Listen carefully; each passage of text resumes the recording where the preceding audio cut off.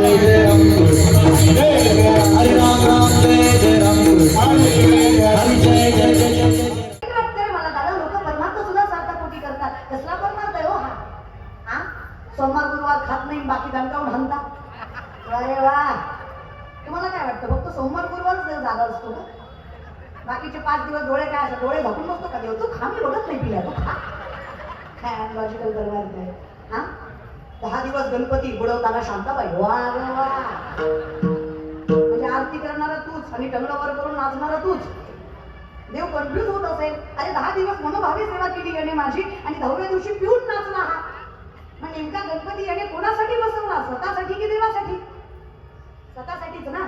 कसला परमार्थ आहे मग हा? नवरात्राचे उपवास, दसऱ्या दिवशी बोकड, देवी मुक्ती म्हणत पते धरून आणला पाहिजे सांगणारा. अरे ऐकायचं नाही, ऐकावं माणसाने, कारण श्रवणा इतकं सामर्थ्य कशात नाहीये मौली. माझं ज्ञानोबराय म्हणतात सगळ्यात श्रेष्ठ काय असेल तर श्रवण आहे. बसल्या जागी मोक्ष आहे तुम्हाला. अहो सर्व सुखाचे अधिकारी होता तुम्ही, तरी अवधान ऐकिले दिजे मग सर्व सुखाची प्राप्त होईजे, हे प्रतिज्ञोत्तर माझे उघड ऐका.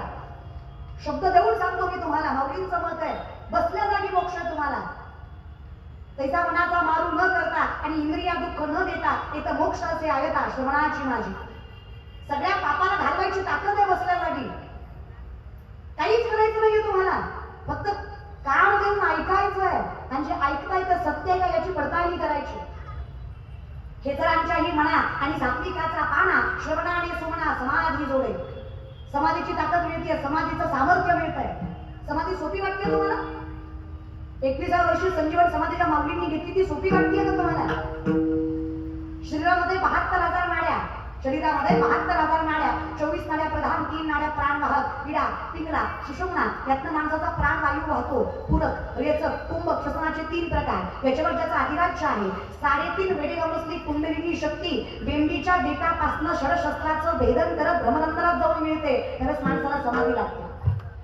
कळल्यावर लावा. मग एक काम करा ना, हरिमुखे हे केलं तरी समाधीचं सुख किती सामर्थ्य आहे ना, किती ताकद आहे. केलाय कधी या गोष्टीचा विचार? काय हो भजन? आम्ही का म्हणतो देवाचं नाव घ्या? देवाचं नाव परिस्थिती बदलतं का? नाही, देवाचं नाव परिस्थिती बदलायला बळ देतं म्हणून देवाचं नाव घ्यायचं असतं. अंधश्रद्धेने परमार्थ करू नका. नवसानं देव पावत असती, महाराज लोकांच्या पाया पडलेली लेकरं झाली असती, बायको काय बॉबलाई गेली असती. जरा डोकं लावत की लॉजिक बिजिक असतं की नाही, प्रॅक्टिकल वगैरे काही. नवसे कन्या पुत्र होती तरी का करणे लागेल पती. तुकोबारांचं स्पष्ट मत आहे, नेणे फुंको कान नाही एकांतीचे ज्ञान. ज्ञानोबराय म्हणतात जयाचे आही कधळ नाही, तयासी परित्र पुससी काय. अरे काय चाललंय? कसे समाधानी होणार आहात? कसे आनंदी होणार आहात जर मन चुकीच्या ठिकाणी गुंतवलं? तेव्हा मला सत्य कळलं आणि सत्य एकच आहे. सत्य तू, सत्य तू, सत्य तू विठ्ठला. बाकी सगळ्या जगत भास आहे. सत्य एकच आहे, माय जगन्नाथ बाप जगन्नाथ. बाकी सत्यच नाही. हे चैतन्य मिळवण्यासाठी मला या सत्याची सांगड बांधता आली पाहिजे. आता अवस्था विचित्र आहे आमची. नामदेवराय म्हणतात आमची अवस्था लटके झाले कटके तेथे गाडगे एवढे झाले. लटके झाले कटके तेथे गाडगे एवढे झाले. लटके झाले कटके तेथे गाडगे एवढे झाले. लटके झाले कटके तेथे गाडगे एवढे झाले. उडत चिमणी करत कालिकीचे वाटी एवढे डोळे. उडत चिमणी करत कालिकीचे वाटी एवढे डोळे. लटके झाले कटके तेथे गाडगे एवढे झाले. लटके झाले कटके तेथे गाडगे एवढे झाले. लटके झाले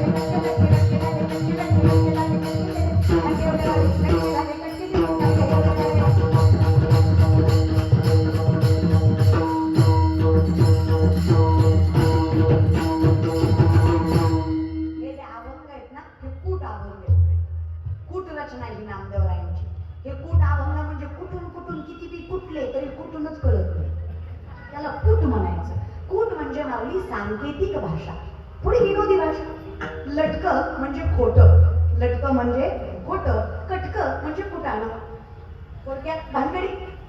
लटके झाले कटके. अहो काय झालं नामदेव महाराज एवढं कसे चिडला? अहो काय सांगावं, गाडघ्या एवढं राळं. राळं तुम्हाला माहित नसेल तर एक धान्याचा प्रकार आहे आणि राळं फुगवलं तर फार फार ज्वारी इतकं फुगतं. ज्वारीपेक्षा कमीच पण मोठं. आता नामदेव राय म्हणले मी राळं फुगवलं गाडघ्या इतकं फुगलं. फुगतं कलियुगात फुगत. एखाद्याच्या घरी जाऊन त्याच्या सोफ्यावर बसावं की आपलं काही ऐकतच नाही. ते इतकं फुकतं ते त्याचंच सांगतं. मी याचा अध्यक्ष, त्याचा उपाध्यक्ष, त्याचा सचिव, त्याचा चेअरमन, आपल्याशिवाय गावचं पान हलत नाही. साहेबाचं ना आपलं लय जमतं, ताटाला ताट लावून बसतो आपण साहेबाच्या. आपली बायको लय मट्याची, हाल मग आम्हाला घाल डोक्यात सोपा आमच्या. तुझा चहाच पिला ना बाबा आम्ही. हे मोठे पण अरे कोणी करावं. साऱ्या हाती माप चाले सज्जनाचे, कीर्ती मुख त्याचे नारायण. कर्म सत्य करा, नीतिमत्ता योग्य ठेवा, नजर पवित्र ठेवा आणि जगाच्या बापाविषयी कृतज्ञ राहा. अरे माणूस कौतुक करणारा कोण? जगाचा बाप तुमच्या मस्तकावर कौतुकाचा हात ठेवल्याशिवाय. फक्त कोण हवा? सज्जन हवा. मग काय दयाचा हरी का वाटेल तेव्हा जगाचा बाप कौतुक करतो. हे माणसं काय घेऊन बसलाय त्या विषयात. तर हे मन समाधानी करायचं सामर्थ्य तेव्हा आहे. त्या गोष्टीमध्ये समाधानी राहायला शिकलात ना, काय लागतं रे दादा. हो बायको गेली तरी म्हणतात बरी झाली बाई न मिली, तरी मायेतून मुक्त झाली. बरं झालं मिली एकदाची. माझी माया गेली ती सुटली. एवढं समाधान नाही आपल्याकडे. आपण फार धावपळीची माणसं. आपल्याला देव सुद्धा इन्स्टंट हवाय. पिझ्झा सारखा ऑर्डर केला की अर्धा तासात भेटला पाहिजे. विथ एक्स्ट्रा चीज दे देतो. थोडा संयम नको. मंथोनी रमणी जातायचे हे अनंत आवाया व्यर्थ कथा सांगणे मार्ग. तुका म्हणे नाही झालं तर तातडी प्राप्त काळ घरी आले आपल्या. द्वैताची झाडणी गुरुविन ज्ञान तया कैसे कीर्तन कळेल नाम. असत्य स्वीकारल्यावर देव मिळेल तरी कसा हो दादा. द्वैत म्हणजे असत्य, दंभ एकच शब्द आहे. किती अवघड आहे नाही का. अगदीच कल्पनेत जगणारी माणसं आम्ही. आमची अवस्था म्हणजे संकल्पे सृष्टी घडी, सवेची विकल्प मोडी मोडी, मनोरथांच्या उतरंडी उतरी रची. मनावर जगणारी माणसं आम्ही. मिनिटात राजा मिनिटात रंग. आम्ही स्थिरच नाही ना तेव्हा. एक पोरगा माझ्याकडे आला, म्हणला ताई मी झाड लावलंय. म्हणलं वा. म्हणलं रोज पाणी घालतो, वेळेवर खत घालतो, झाड वाढत नाही. म्हणलं दादा पाणी घालतो, खत घालतो, झाड वाढलं पाहिजे. बघा ना म्हणलं ताई, रोज पाणी घालतो, वेळेवर खत घालतो, रोज उपटून बघतो किती वाढलं, झाड वाढत नाही. ते धीर धरला की वाढ. धीर नाही धरला की वाढत. धीर धरा ना. आज माळ घातली की उद्या महाराजांचा परवा पाकिट, असं होत नाही. वेळ लागतो प्रत्येक गोष्टीला. आम्हालाही लागला.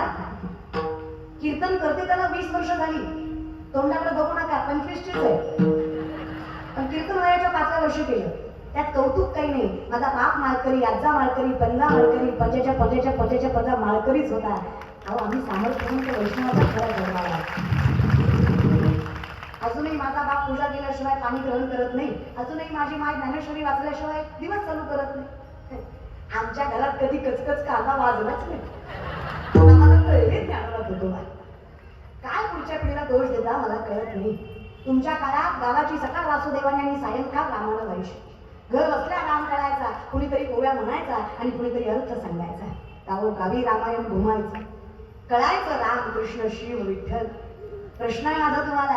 रामच कळला नाही तर मर्यादा काय कळणार. सीताच कळली नाही तर पातिव्रात्य काय कळणार. उर्मिलाच कळली नाही तर त्याग काय कळणार. लक्ष्मणच कळला नाही तर वैराग्य काय कळणार. भरतच कळला नाही तर भक्ती काय कळणार. शत्रुघ्न कळला नाही तर बंधुत्व काय कळणार. कृष्ण कळला नाही तर प्रेम काय कळणार. आणि राधा कळली नाही तर अधिकार काय कळणार. याला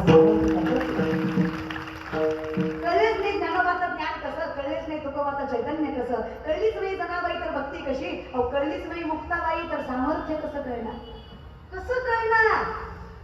करा ना विचार. बंगले बांधले तुम्ही पण घरात ज्ञानेश्वरी नाही तुमच्या. तुकोबारांच्या भाषेत आग लागू अशा बंगल्यांना. आग लागू नाही पण लागू बाबा.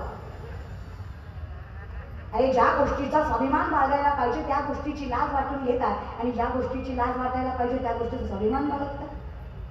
तुळशी स्वाभिमानाने बाळगली पाहिजे, तिची लाज वाटून घेतात. ज्या गोष्टी धर्मात बसत नाही त्या मात्र स्वाभिमानाने स्टेटसला ठेवतात.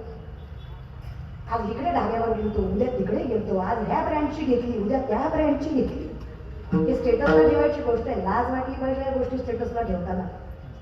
मला लय मजा आली पण या वर्षी 31 डिसेंबरला एकादशी होती. मला नाही भारी वाटलं. कसं मरायचं कसं म्हणू द्या. 31 डिसेंबरला एकादशी होती आणि 1 तारखेला गुरुवार. कसं मरायचं तसं मला लागला. तुम्ही ऐकत नाही मी कॅलेंडर बदलतो.